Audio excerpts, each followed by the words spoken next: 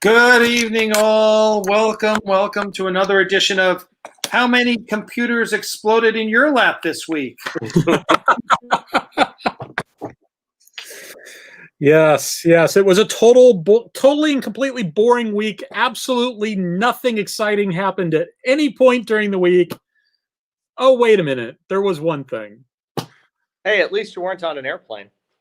Well, that's true. When your computer burst into flames on your lap. Well, it was sitting on my desk, so luckily it wasn't on my lap. Otherwise, as it is, there's a small burn there that's pretty much healed already, even though it only happened on Thursday. The other burn is got a nice blister, but it'll get better. If it had been on my lap, it would have been really bad. Oh, because I would have dumped it onto the floor, and then it would have been on the carpet. Yikes. Yeah. Good evening, Michael. We are kicking us off in style. Thank you, sir. We appreciate that greatly. Thank you. We greatly appreciate that. It's just and I'll just give a quick update to anyone who is following at home. We had a big fundraiser for Bailey, the puppy who has had parvo, and he has come through with flying colors.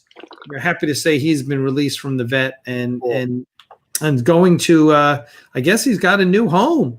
And then Todd Carmel, one of our regulars, sent me an email. He wanted to adopt him, but he was already spoken for. So it looks like Todd's going to adopt another dog. So more dogs to the Axanar family from. So we're very excited about that. So there's a little pup date for you guys, and thank you, Michael Weir, for the super chat kicking us off right now. We appreciate that greatly. So what hotel room are you in, Pat? Where are you? I'm at a Hilton Garden Inn in Indianapolis right now. Oh, those are good hotels. Yeah. It's no problem at all. So it's been, but their internet has been problematic. So if I cut out, I'll working on backups here. But the last couple hours, suddenly I can't get on the internet. So. Oh, okay. That sucks. So, Gosh, I mean, remember 20 years ago when one, they charged you for internet, and two, it was problematic. Yeah. I used to carry around a little portable, thing that I'd plug into a phone line and stuff so I could use it when I was traveling. So and anytime you wanted to get onto the internet, you had to kill a robot because its screams powered your connection. Exactly. Nowadays it is to quote Ryan from Pitch Meeting, super easy, barely an inconvenience. I love Pitch Meeting. Isn't it the best? It is the best thing on the internet. It is. And I saw a great interview with him. I mean, he's the nicest guy on planet Earth. What's that? He's the nicest guy on planet Earth. He is. He's so cool. As a matter of fact, I tried to get in touch with him. I was like, dude, you need to do an Axanar pitch meeting because that would be awesome. I was like, I'll pay you to do an Axanar pitch meeting. So he is comedy gold. If you are out there, matter of fact, let's see. Maybe Lissa can find the link. But if you look up pitch meeting on YouTube, it is just the freaking funniest thing in the world. He basically plays two roles: a screenwriter pitching an idea, and also the studio exec listening to this idea. And so he plays them both. He shoots everything. He writes it all himself, shoots it all himself. It's freaking brilliant, and it just kind of shows off the supreme idiocy of what we are all. Oh, there, yeah. Lord of the Rings movie for me? Yes, sir, I do. And in this one, Sauron's finally going to die. Oh, he is? Yeah, Wormtongue is going to stab him, and he's going to fall off a tower and die. Wow, that's going to be great in the extended cut. What? Yeah, if anybody wants to watch a longer version of the movie, that'll be great to have in there for sure. But he's like one of the main bad guys, right? Oh, okay, you're saying it would be like really satisfying. Some might even say necessary to see the end of one of the main antagonists of the trilogy. Yeah, right, exactly. Right. Well, they could see it in the extended cut. Okay. So what else happens in the movie? Oh, well, they don't like each other, and Gollum is trying to drive. All right, I want to play too much lest we get a copyright strike. But yeah, you gotta go. I mean, he's done like over 100 of them for everything, and They are, you know, and the special. No, I don't think I have. The 100 special was he did a pitch meeting about a show called Pitch Meeting. Oh yeah. No, I did see that. Yes, I did see that. He's freaking brilliant. The guy is great, and everyone, and it's kind of like the more absurd the movie, like the more the movie stretches it, you know, the more absurd it sounds when he does it. Like, you know, The Matrix when he does it. You know, it's just like, wow, who the hell would buy this movie? You know, and he points out every flaw in the movie. He does some other stuff too, like shorter things, shorter little skits, and they follow the same format of him playing all the characters, but they aren't pitch meetings per se. He did one on We Live in the Dumbest Timeline.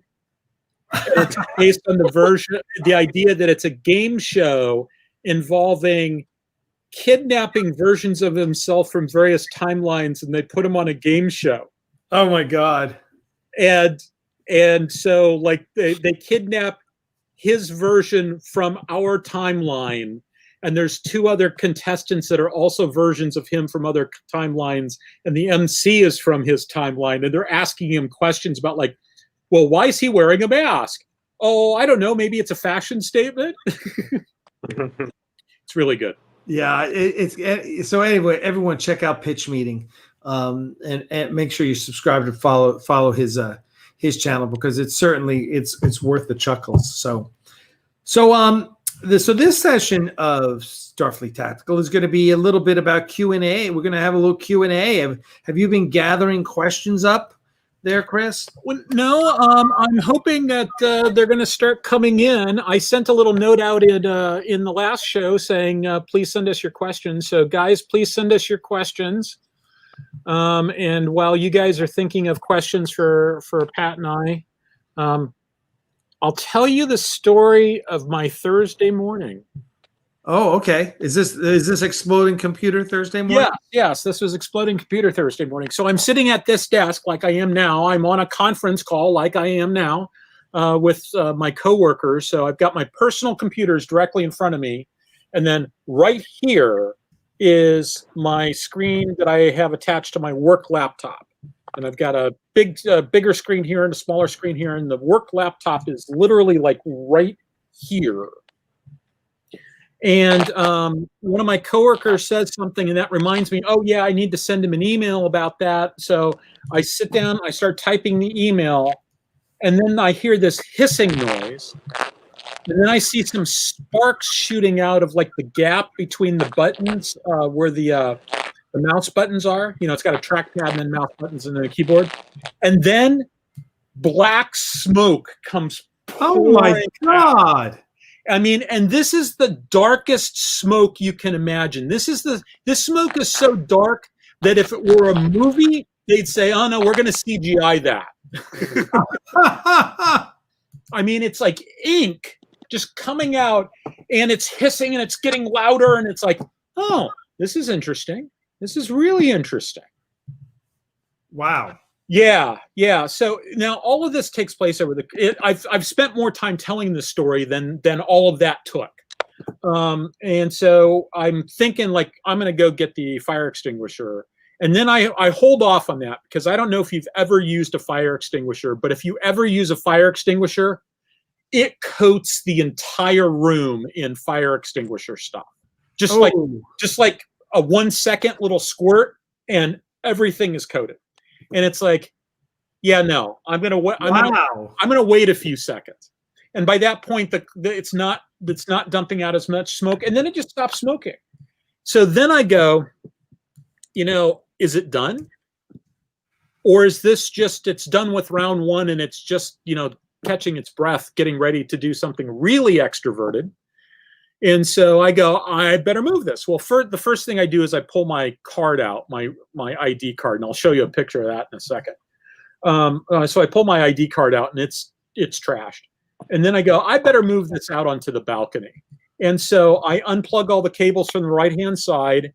And then it's almost as if the decision-making process was, what part of the computer do I think was probably the hottest? That's the part I should grab. Because that is what I did. I grabbed the part where that was clearly the locus of the fire, and I ended up burning myself. And then I went, oh gosh, oh darn, words like that. And then I grabbed it by the screen and took it out in the balcony. So let me show you the pictures.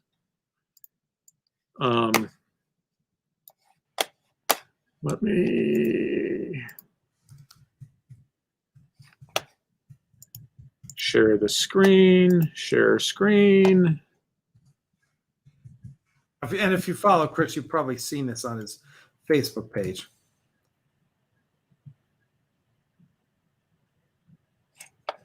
So look at that badge. That big gap right there, that was a chip for the chip reader.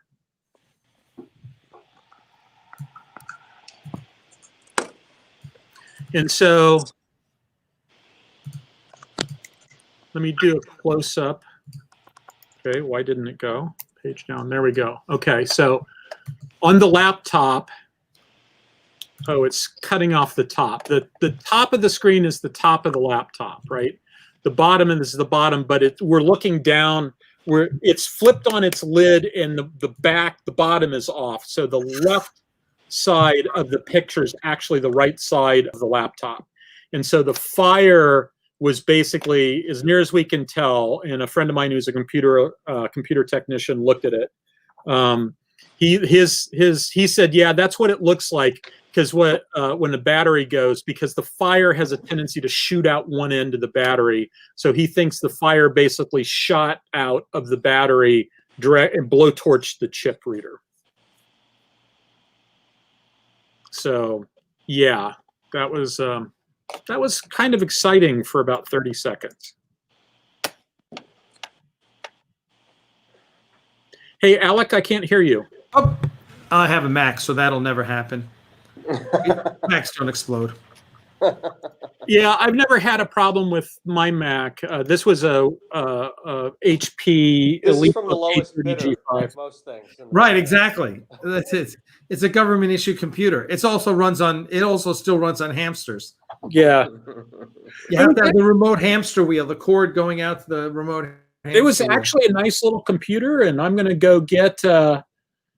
They're going to give me a new computer, but they have to give me a new ID card first because I can't use the computer. The ID slots in. It's a chip reader, right? Wow!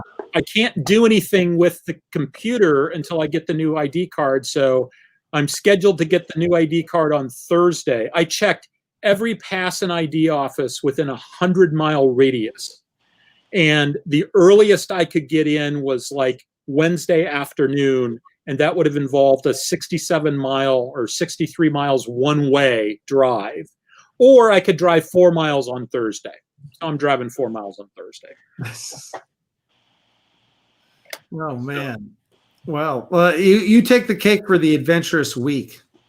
Yeah, and I'm on a conference call. I had the camera turned off, but all of a sudden I start cussing, and they're going, "What's going on?" It's like, my computer's on fire. What do you mean your computer? I mean, my computer's on fire. So you're like on a Zoom meeting? Yeah, it was Microsoft Teams, but yeah, we were having our weekly staff meeting. So like the most exciting thing that was happening on a Zoom meeting this week. Probably the most exciting Zoom meeting this week. Yeah, probably. So, well, congratulations. We'll send you your prize. Courage under fire. Yeah. Oh man.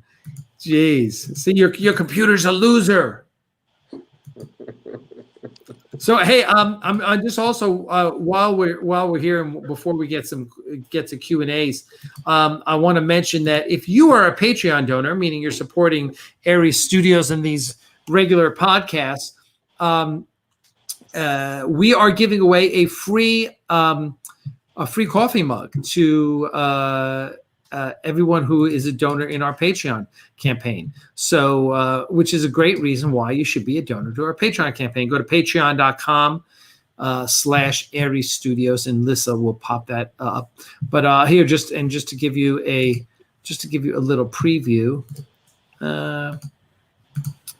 So basically, all donors get one of those 2 mugs. All you got to do is pay $6.50 shipping and handling. It costs like $5.50 to ship these things. So that plus the box plus PayPal fee. So it charges $6.50 for shipping, and we send you a mug for free. So that's for anyone who's a Patreon in our Patreon campaign. So please, there's a matter of fact, if you go to perks. You go to the category perks Patreon, and you just click on that, and then just in the notes section, you tell me which one you want, the Ares Studio or the USS Ares mug, whichever one you want, and we ship it off to you. And I've got about, I don't know, we got about 35 people already have sent us their $5-6 or whatever. So there you go. There's a little freebie for all of you guys for being such loyal fans. I'm going to try and come up with something every month or two where you get something for free for being a Patreon donor. So I never got the coffee cups, but I did get the pen holders. Well, good. All right, good. So you can use them for multiple things. I don't do coffee, but I do pens. Yeah, they also hold café. And these are not to be confused with the metal coffee tumblers. Which are also available in the Ares Studio store, which is down there in that scroll bar. Someone just what did someone say? Logic's Fine says, "Are we asking real science questions or Star Trek sci-fi questions?" It's no. We don't deal in real science. We deal in fake science. So yes, science fiction. Listen. Anything science fiction is game here. Any questions you might want, we're happy to take a swing at it. Though, no guarantee it's going to be accurate. I mean, I can talk about general science fiction stuff, but I mean, I'm a naval analyst and war game designer. Pat's a commander in the Naval Reserve and war game designer and. Airline pilot.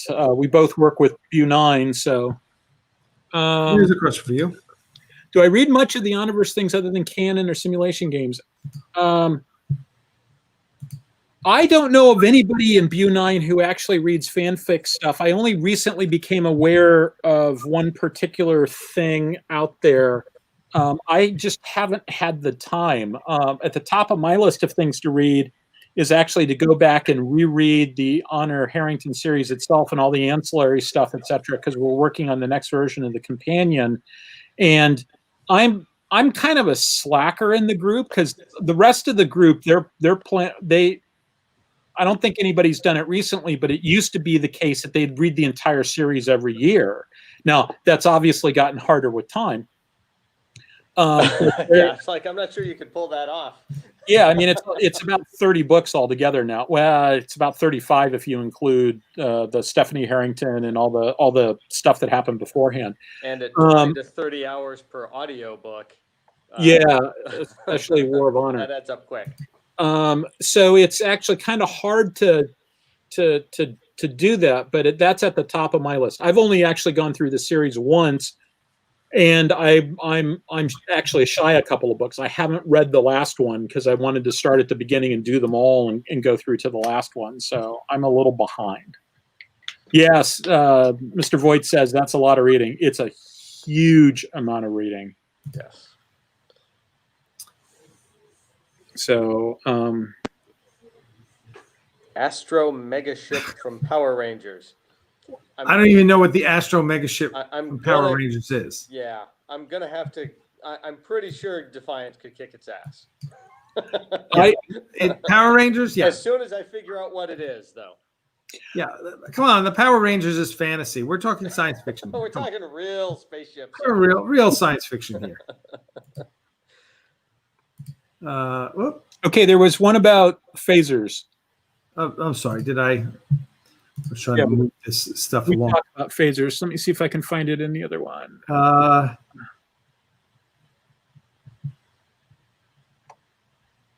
There was a question about. Also, there's a question about Honorverse game. So there's a Ken Burnside did an Honor Harrington game called Saganami Island Tactical Simulator that is a version of his board game called Attack Vector Tactical. Now, on the one hand, Attack Vector is a really cool game, and Saganami Island Tactical Simulator is a really cool game. On the other hand, it doesn't work with large numbers of ships. The scaling just is, in terms of the workload per ship and in terms of the time and distance scale, it just doesn't really work that well in that universe. And it certainly doesn't work for anything bigger than just, like 2v2 or 3v3.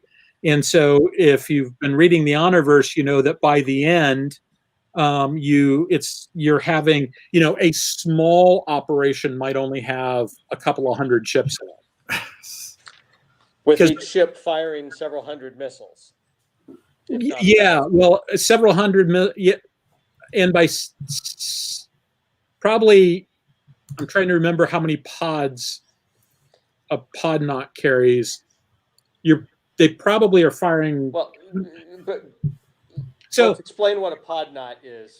Yeah. So for people who don't know, because it's a unique type of starship combat. I mean, he kind of extrapolated out, like, if you had, ships out there, they've got to accelerate, right?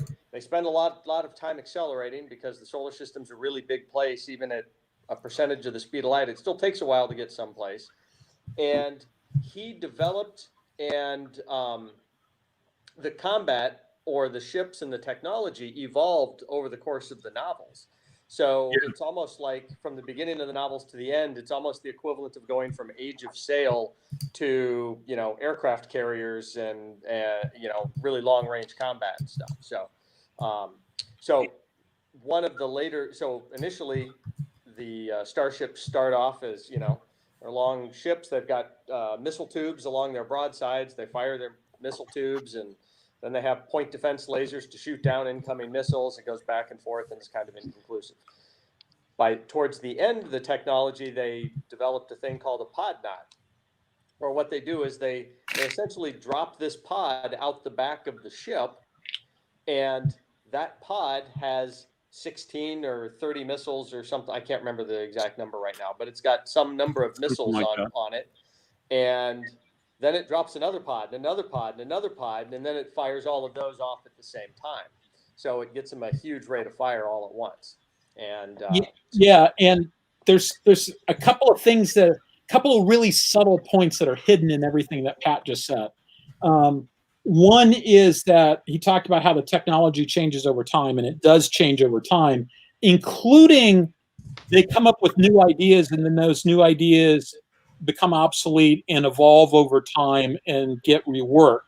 So, like, you see the creation of a new type of, you see the reinvigoration of a type of ship called a light attack craft, or LAC.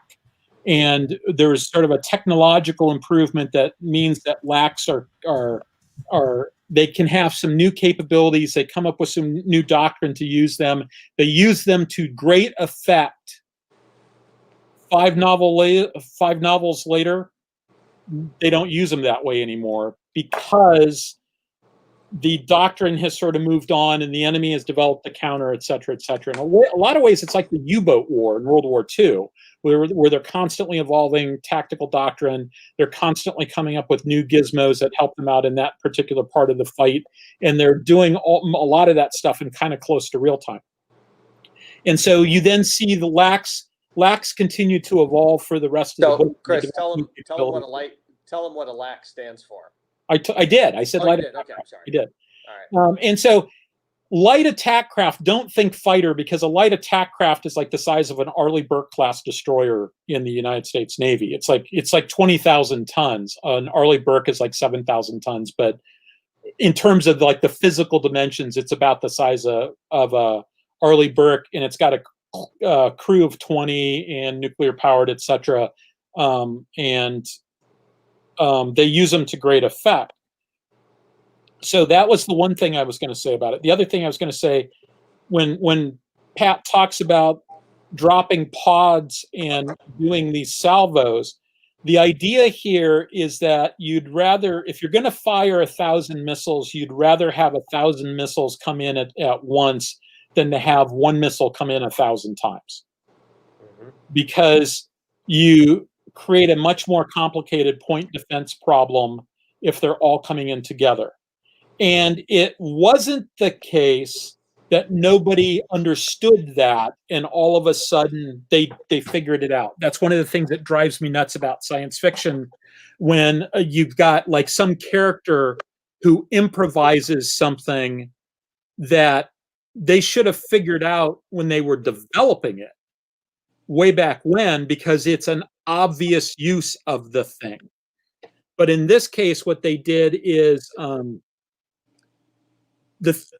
what changed wasn't the fact that somebody had a clever idea. What changed was the technology that let them do something that was obviously the thing that you would want to do if you had the technology to do it.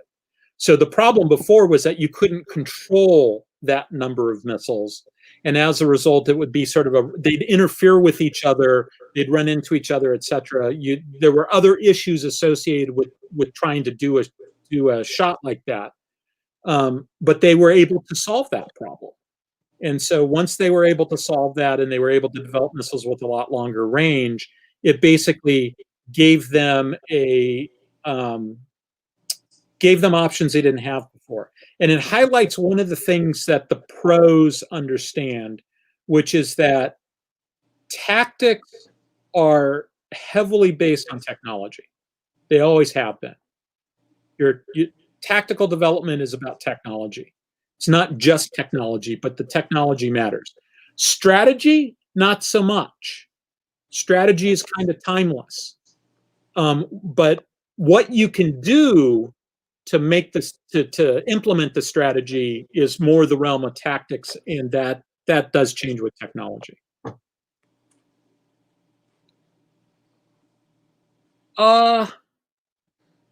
Star Trek Medical Bay. Actually, Pat, do you have anything more to say about what I just finished saying? No, I think that about covers it. Okay.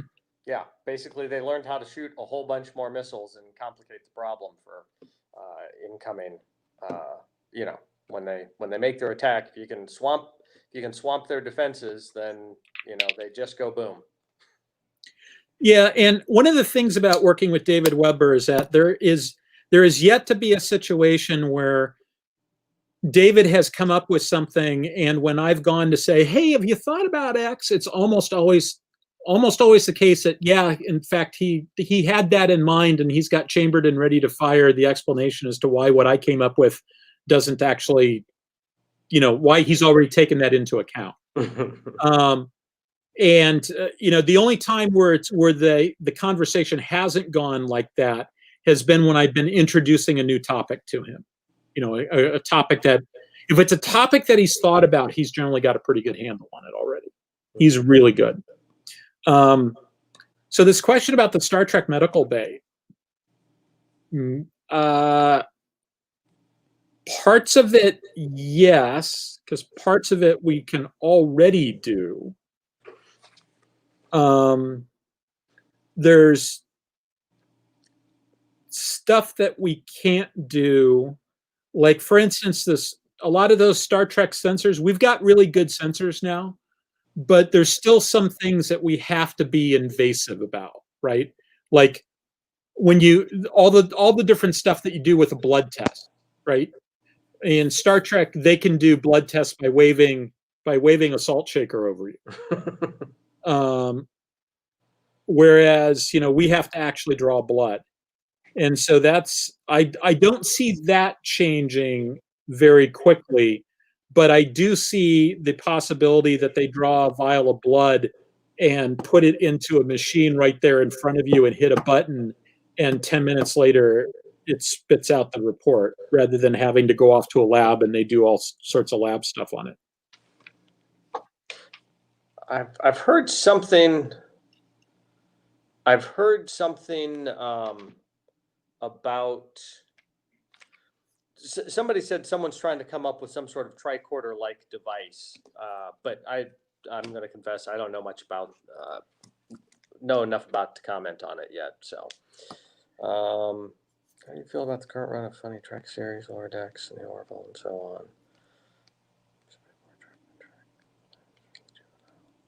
Yeah, I don't disagree with that. Sorry, just talking about Lower Decks and the Orville and so on. I really enjoy the Orville. I think it's gotten better over the first season and the first few episodes were still kind of awkward, but I thought by that second season they were doing pretty well with it. And they had some good, interesting, original stories. So I really enjoyed it. I confess I've only watched 1.5 episodes of Lower Decks. So I did like kind of like what you said. I mean, some of it's a little bit more Trek than Trek. I enjoyed, there was some attention to detail on some stuff. Having the characters, I mean, you kind of expect, a group of ensigns to make some mistakes and be a little goofy and stuff like that sometimes. But I think they go a little overboard with the incompetent characters. That's just my opinion, though. But I've only seen the first 1.5, so maybe it'll get better with some time for me. I haven't seen Lower Decks and probably won't. As far as the Orville goes, everything I've seen that I've liked, and I've been of the opinion for a while that I think the episodes that hold together the best from the original series are the episodes where they were sort of doing light comedy. Like my favorite episode of the original series is A Piece of the Action, because I think they're at their best when they're doing stuff where the more serious they get, the more they run into logic problems. The example I always use is that, Sulu's freezing to death down on the planet. There's 2 Captain Kirks running loose on the ship. They can't beam them back up, so they're going to die. And so, first of all, you'd think that at some point somebody would have said, okay, we can't beam them down power supply stuff, like heaters, because they don't work. How about blankets and tents? Maybe duplicating the blankets and tents would be useful. How about we send them firewood? You okay, Zoe? There's all sorts of things that they could have beamed down that would have been useful. The other thing is I just have this image of them sitting in eating lunch like a week later, and somebody goes, shuttlecraft. We could have used a shuttlecraft. And I know there was a crosswind over the campsite. They couldn't have made it. And I know the reason why they didn't do shuttlecraft, and that's because it was early in the show and they hadn't built the set yet, and et cetera, et cetera, et cetera.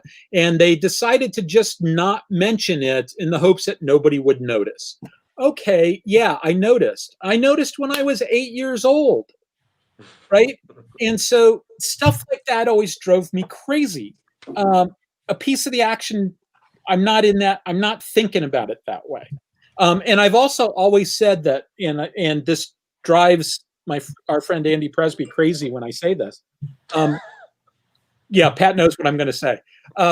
My favorite Star Trek movie, without any reservation, is Galaxy Quest. And I'm totally serious. Well, or Yesterday's Enterprise twice, right? Or Yesterday's Enterprise twice. Now, Next Gen. By the time Next Gen rolled around, they had their act. Well, by the time the 3rd season of Next Gen rolled around, they had their act together. And one of the things I actually find very interesting about Next Gen is that that show has next to no sense of humor whatsoever. It just really doesn't.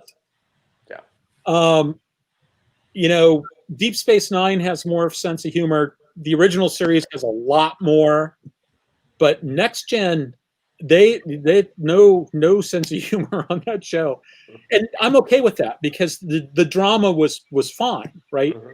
Picard is not a guy that you just see laughing, right? True. He's a little bit humorless, but it works. It works for his character. No, it's yeah. Now listen, every show is different, and that works. It works having every show different. Did you answer that, Pat? You answered the RPG question there? Well, no, I was getting ready to.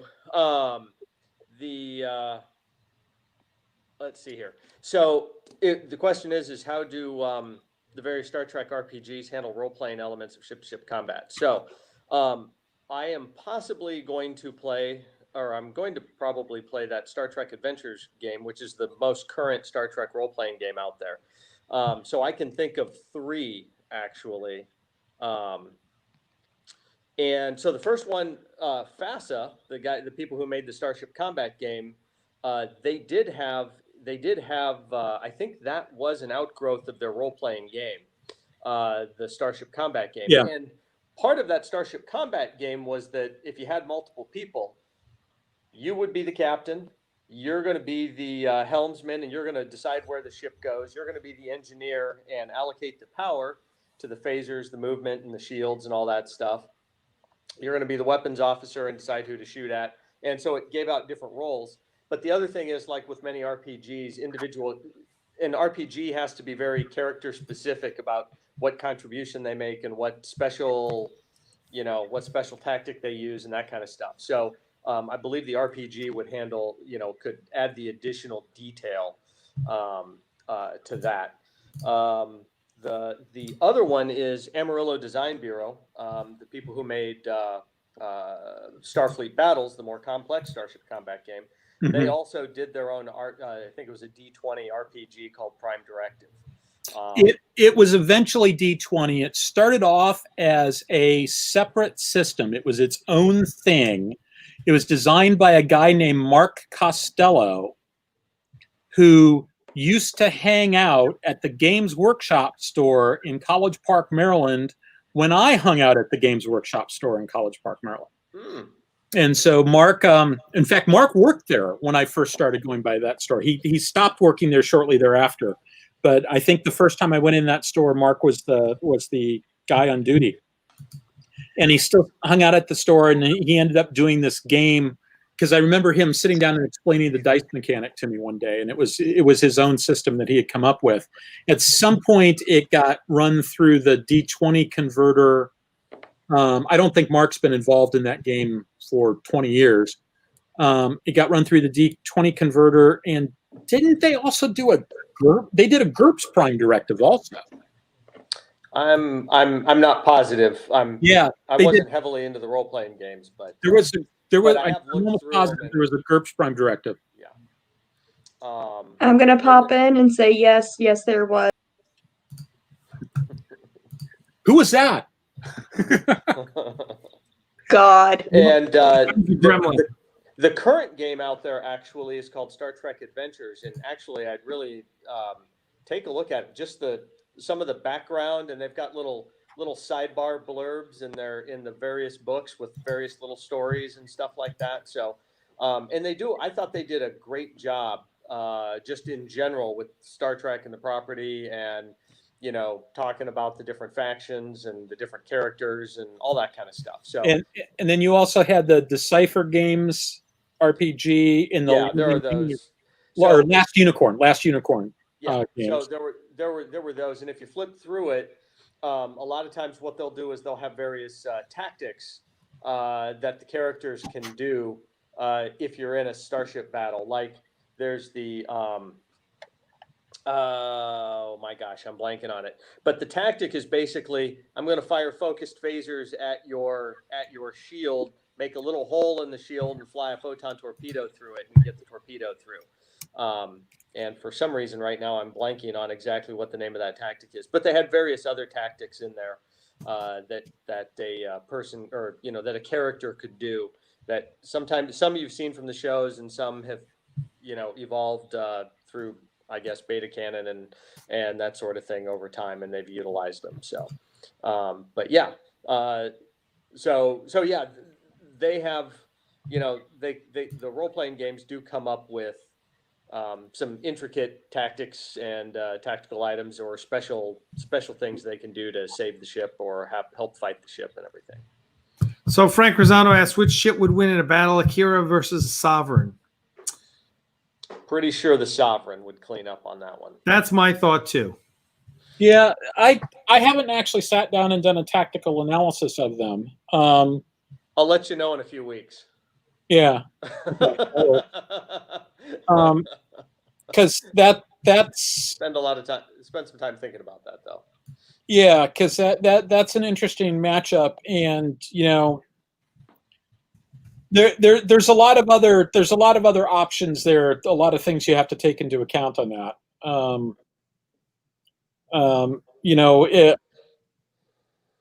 I would take John Boyd in an F4 Phantom over a newbie in an F-15 any day. Yep. John Boyd is a famous Air Force pilot who was utterly and completely revered by the Marine Corps because no prophet is a prophet in his own land. And he was known as 32nd Boyd because he had a standing bet that he could start from a disadvantaged position and get on the enemy's tail in 30 seconds. And like he never paid off on that bet because he could always get on the other guy's tail in 30 seconds. And he's kind of the modern Sun Tzu. Yeah, he's like if you've ever heard of the OODA loop, observe, orient, decide, and act.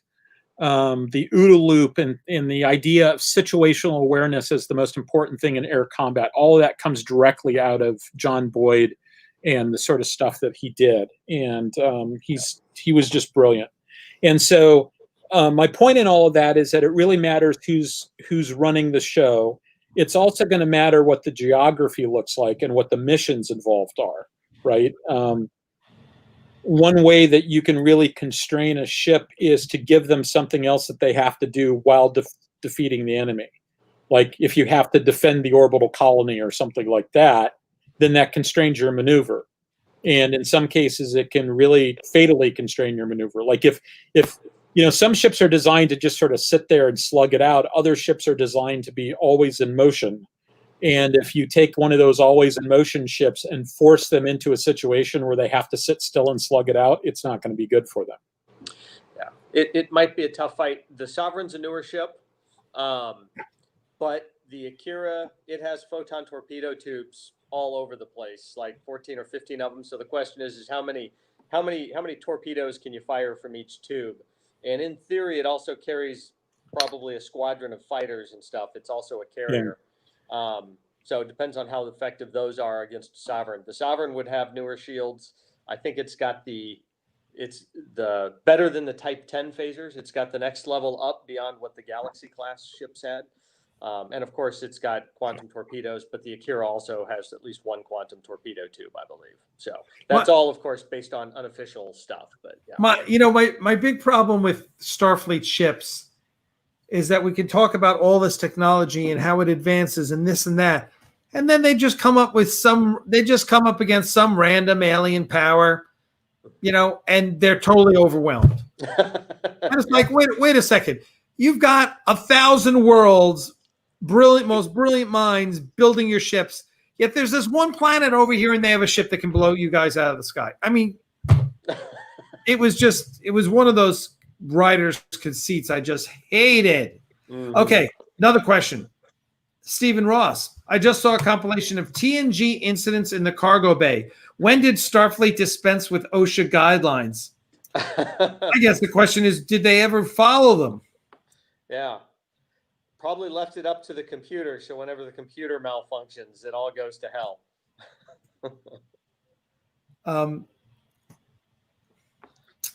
Let's see. I'm just looking for any other questions that we might have gotten because I went really far back for that. How do you feel about the current run of funny tricksters, lower decks, and the Orville? So we talked about that. Yep. And then we talked about the RPGs. And let's see. What else we got? So, Brian Haven asked the question, RPGs versus bridge simulators. And so Brian is another member of BU9. He's actually the guy who convinced me that it was the battery that went, not the we'll take a look at that, Cat Slave.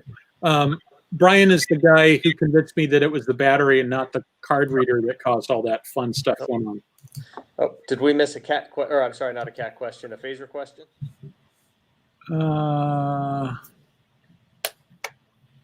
It's got to be one in there somewhere. So while you're looking for it, Brian talked about bridge simulators. There are several good bridge simulators out there. Artemis is the first one. They sort of created the venue. There's some specific Star Trek ones. Specifically a Star Trek bridge simulator, which I've never seen, so I don't know how good it is. There is? I didn't hear about that. Yeah, it's. I want to say you can get it on Steam, but I don't know anything really about it. There's Horizons, which is the one that I'm most familiar with, and which is also the one that Brian's most familiar with. Actually works with them. But Horizons has the advantage that it's totally programmable. So like if you want to, you can use basically the same core software and do Honor Harrington or do Star Trek. You just change the bits, change the graphics, and one way it's all missiles and the next way it's phasers, etc.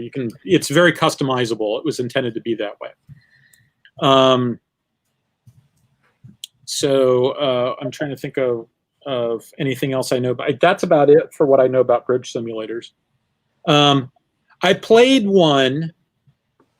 Actually, Brian was running the session. He was running it at a con, and I brought some colleagues from work down, and that was kind of an interesting experience because it all started off with the colleague in the cubicle next to me who had been an Army helo guy who had changed to a different MOS. I think it's MOS in the Army. Because the thing about being like either a tanker or a helo guy, it's a great job until you hit captain. And then once you're done being a captain, they no longer let you do any fun stuff ever. Oh. And so what ends up happening is a lot of guys will join, they get up to captain, and then they'll like become an intel officer or something like that. And so this guy was someone who would become an intel officer. And he's a big science fiction fan. And I suggested to him that he had a bunch of use or lose leave. It's like, hey, why don't you go to this con? You can go and you can probably spend 2 hours talking to that author whose books I gave you that you like so much. Because he's going to be at the con, and David Weber was going to be there, etc. So I then go off on a work trip, and I come back like 3 days later, and it's gone from me having a conversation with Glenn about Glenn going to a con to like a group of like 5 people who are going, woohoo, we're going to Comic-Con. And I'm going, time out. Comic-Con, 90,000 people. HonorCon, 300 people. Yeah. Yeah. So they ended up, only 3 people ended up going. And we all ended up playing Horizons Bridge Simulator. And so Glenn, as the former helicopter pilot, wanted to be the pilot. Stork, as the former EP3 pilot, wanted to be the pilot. I'm drawing a blank on his name. I can't believe I can't think of his name. It's been a long week. My computer caught on fire. Maybe you heard about it. One of my other colleagues ended up being the weapons guy all the time, and then whichever one wasn't being pilot ended up being the engineer. And I just said, I'll just do comms because you guys are way into this more than I am. But it was a lot of fun. It took a while to sort of suck me in, but it eventually sucked me in. So, there's something I played with Pat. What's that? Have we played? I think there was. Yeah, I think we played in Minneapolis. There was a Minneapolis con. Oh yeah. 4 or 5 years ago. So yeah.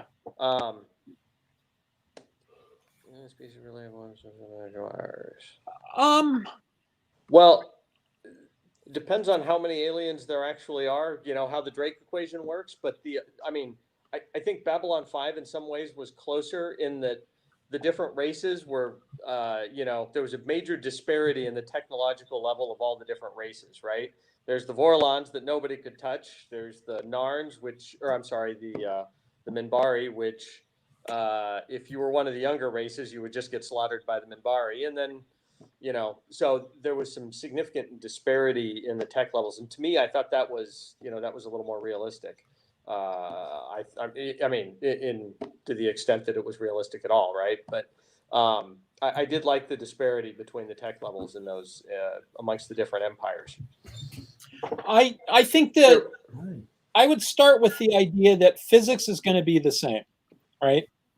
And so a lot of races are probably going to come up with the idea of like, hey, we could use coherent photons and apply energy to something, and that could cause bad things to happen to the thing we're applying the energy to. Or, you know, the idea of a missile, right? So from a physics standpoint, the physics is going to be similar, and the physics the physics and the engineering will dictate what you can do and make it work. Mm-hmm. And so from that standpoint, I think it's not necessarily surprising that you would have stuff that looks alike. And especially if there's any sort of interstellar society, there's trade and commerce, et cetera, there, a lot of that stuff is going to get smoothed out.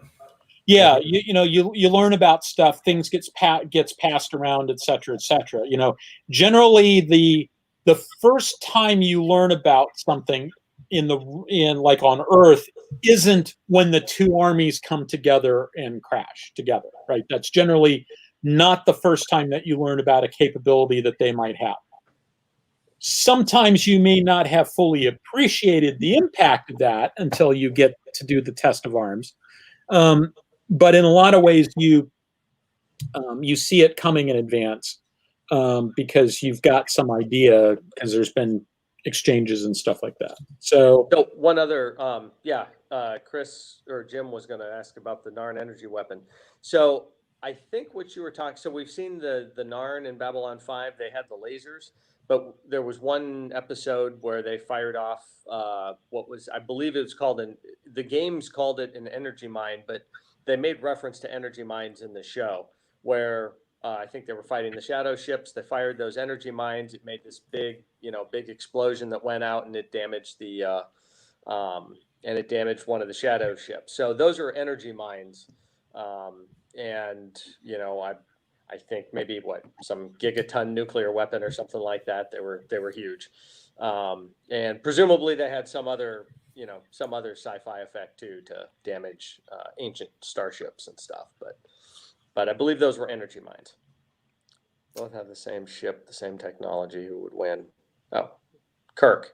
Picard thinks starship combat is a waste of time. Picard's a diplomat. Kirk's yeah. Yeah.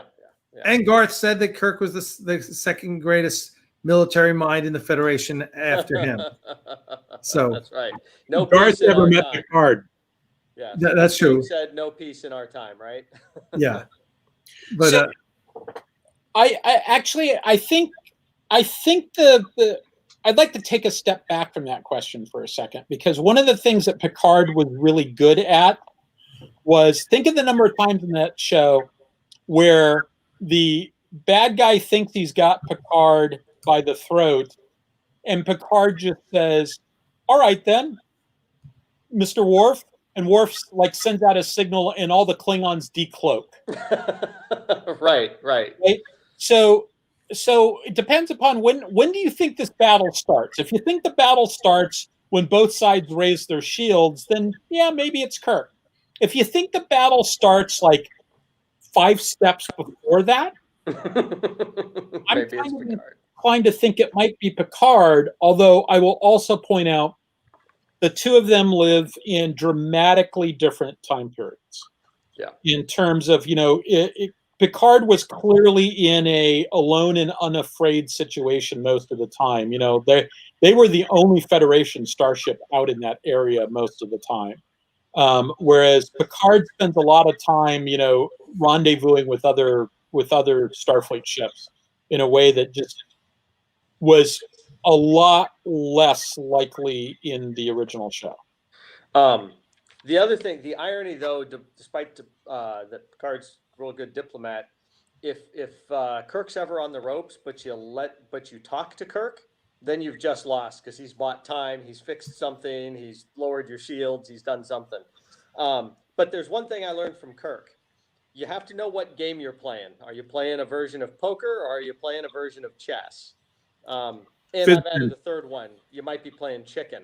If you know which game you're playing and the other guy doesn't, you got a better shot. Okay, so Cat Slave, probably the easiest. Oh, you put it back in, right? Okay. Good. How can phasers work at warp speed since they are light-based weapons and light can't exceed the speed of light? I think in the current canon, they don't work at warp speed. Right. In the original series, they did. At which point I would say that there's nothing that actually said that they were a light-based weapon. The fact that they emit light doesn't necessarily mean that they're a light-based weapon. And in the current canon, it's not a laser; it's something else. It's closer to being a particle weapon, if I remember correctly. But Pat, this is more your Jeopardy category. Rapid Nadion effect. Most of the technology in Star Trek has some form of subspace component to it and stuff too. So, so they don't really work at warp speed. The idea is that's what they use the photon torpedoes for. If you're at warp speed chasing somebody, you lob photon torpedoes at them. That's based on the current next generation tech manual and stuff like that. Right.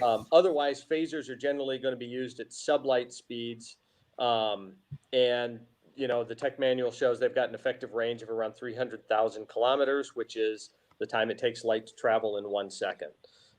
So I still see them as light-based weapons, based on that. In Starfleet battles, so they're not always 100% consistent about that, though. The tech manual says one thing. Sometimes the shows do something. Yeah, if I remember correctly, the Borg is clearly firing something that looks like a phaser at the Enterprise as it desperately tries to get away. Sure. But is a photon torpedo a missile, or is it? The special effect looks very much like it could be anything. So the weapons work at the speed of the writer's imagination. There you go. Yep. So yeah, actually leads to an interesting conversation that I always end up having with Andy Presby, because Andy always says I can retcon that, right? And so Pat and Andy and I very frequently will have three-way technical conversations where we're talking about all of this stuff.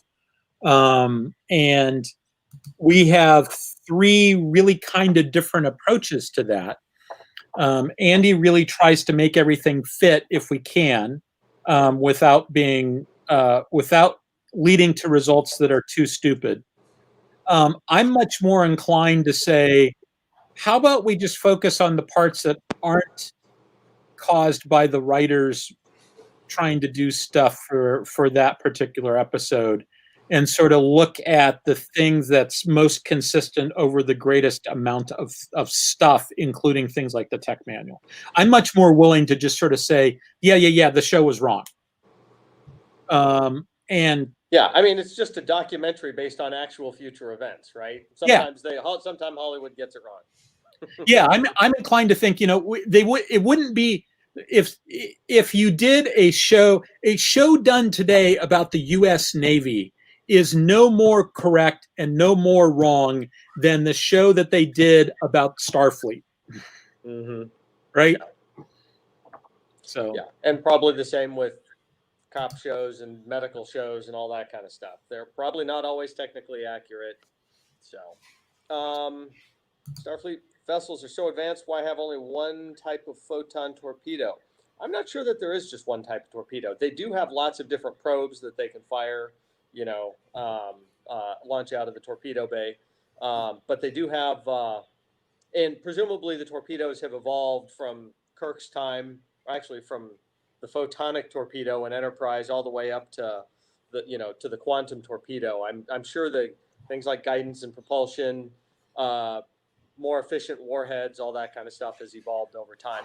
I think it's the Mark VI torpedo that we see, that's most prominent on the case. So pretty sure there's been a 5, 1, 2, 3, and 4, and probably a 7 and an 8 down the road. So, and they have multiple settings too. So yes. I mean, they're they can do multiple things with them. They don't. We would have a tendency to switch over to a different weapon if you wanted it to do something different. They but reconfigure a weapon. Yeah. As far as the unguided bit, they're not unguided. They are guided to some degree or another. At least they are in the TNG time period. They weren't back then. But I think they've always been guided to some degree. I mean, but if you can fire it directly at somebody and hit them, that's great too. Yeah. They've been guided to some degree, but that doesn't mean that they're an automatic hit. Right. Right. I think one of the things Thomas here is talking about also is they never talk, and again this gets back to the writers, but they never talk about, you say armor, like the analog would be armor piercing versus a high explosive round, or stab out against versus a canister round, or something like that. You never hear those kind of differentiations in photon torpedoes. You might hear like, proximity, fuse versus, right, something like that. But and I think that's just, writers don't even think about that shit, right? Unless it serves the story. Right. So, all right, guys. Unless there's anything else here, I think we're going to call it a night. And we'll be back next week, same night, Saturday night, 10 o'clock. Hopefully no one's computer explodes this week. One per year, I think, is enough. Good luck getting your computer, your ID card, and everything replaced there, Chris. Thank you. So my plan, for what it's worth, I've been trying to do this all the time, is to go back through the live chat. It's doing the stupid thing where it's cutting it off again. I thought I had figured out a way to make it not cut it off, but I am wrong on that. So what I will do is probably tomorrow or the next day, hopefully, I'm going to go through and rewatch this, and I will answer questions from the chat and put it in the comments section of the video. So if you didn't get your question answered, I will try to do that to the best of my ability. Maybe, actually, I think I do have most of it. Oh no, I do have it all. So that'll make it easier. All right. Cool. Well, take care, everybody. Thank you, everyone. As always, live long and prosper. And if you want to join the Patreon campaign, which is always a good idea, make sure you go to patreon.com/Aries Studios, or check out ariesstudios.net for cool swag. Please, the more Patreon donors we have, the better it is for the studio. We're still operate at a deficit every month.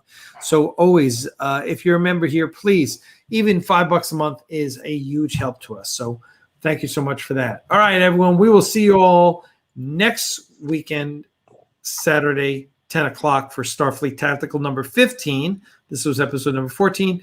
And we will be back tomorrow night with Axanar After Dark.